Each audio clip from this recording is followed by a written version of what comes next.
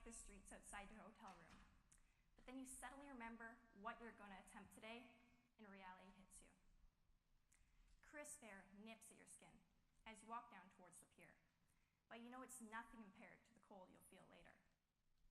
When you get to the pier, you see a group of anxious swimmers awaiting the arrival of 2 large ferry boats. When the boats arrive, you board one of them, but you instantly regret it as you realize what you've gotten yourself into. Why have you gotten on a boat with a one-way ticket to the middle of the ocean, and how are you getting back to shore? Well, you know, as you've known for months, that the only way back home now is to swim across the San Francisco Bay. And as the boat pulls away from the shore and your family fades away in the distance, you see some sea lions who live in the area. But the sea lions are nothing compared to the 7-gilled sharks that are known to roam the waters. You find a seat between 2 nervous swimmers and try to relax. But how can you relax in a situation like this? You look out the window and you find yourself being hypnotized by the dark and violent water you'll soon be swimming in. And as Alcatraz Island looms closer, the mainland and your finishing point disappears into the distance. Finally, the boat slows to a stop, but doesn't pull up to shore, because the race starts by treading water near the island. An official orders everyone to jump off the boat, and your heart skips a beat as you comprehend what you're about to face. Your toes dangle over the edge, and you jump, holding your goggles to your face so they don't fall off and sink into the depths. You are completely submerged in the bone-chilling water for a second, but it feels like forever. You swim to the surface, and you gasp for breath, but you choke on the salty ocean water. Shocked, you swim off to the side to collect yourself. Tell yourself you're here, and the only way back home now is to swim 2.4 kilometers across the San Francisco Bay. And finally, once you feel mentally prepared, you cruise over to the start. The prison on the island is the only thing stationary, as your mind spins out of control. What have you gotten yourself into? And 10 minutes later of worrying and freezing, the start gun goes off, and your adrenaline overrides all the thoughts you had before. But your worries aren't over yet, because everyone wants to get out in front, and to do so must kick and splash and hit everyone around them. You do the same, but you're at a disadvantage, as everyone around you are big and strong adults, and you're just a small kid. So after being shoved underwater and choking continuously, you finally break free of the pack, and you start to get into your rhythm. You feel the shore getting closer through every stroke. But as your initial adrenaline starts to wear away, you feel the frigid water underneath your wetsuit. And throughout the swim, your hands start to become numb, and soon you can't move your fingers. The cold water waves throughout your body, and you become really cold.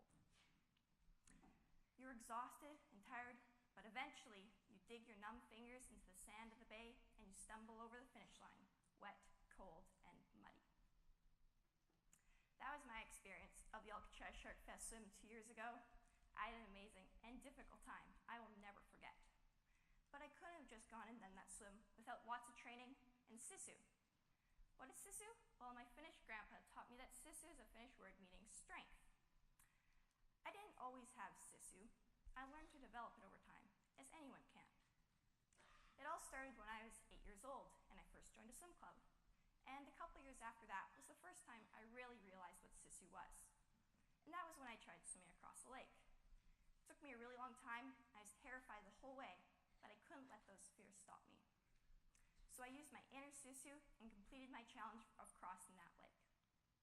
And after that, I was hooked on the new sport of open water swimming that added more of a risk to swimming than in the pool. But I knew if I wanted to get better, I would have to train a lot more and focus on developing mental strength. So first, I asked myself, what was I afraid of? And one of my biggest fears was, and still is, seeing things on the bottom when I swim. It freaks me out when there's seaweed or a log sticking up from the bottom. So next, I found a way to cope with that fear. So I tried closing my eyes. It felt kind of weird at first when I closed my eyes during my swimming, but it helped calm me down to focus on my technique and focus on my swim. I was also worried about animals that could live in the area, but I knew they'd stay out of my way, and so far, luckily, they have. And no one likes to run into anything when they swim, so when I run into a log, I'll have a brief moment of panic, but I have to calm myself down pretty quickly, So usually, I'll just keep swimming away from the object, and I'll try to focus my mind on other things. And the last of my major fears is the depth. But I'm the opposite of most people. I love deep water, and I dislike shallow water. It's not much of a fear for shallow water, it's more of a preference. If I can, I'll choose deeper water. And many people find it very helpful to swim with other people when they race. And my fear of seeing things on the bottom and my disliking of shallow water go hand in hand. Therefore, the deeper I go, the less I see. Ivan Richard Wimberger, who's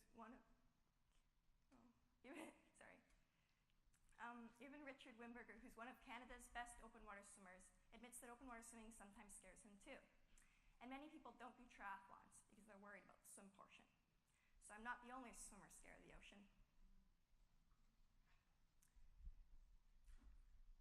Every time I trained, I became more and more comfortable with my surroundings.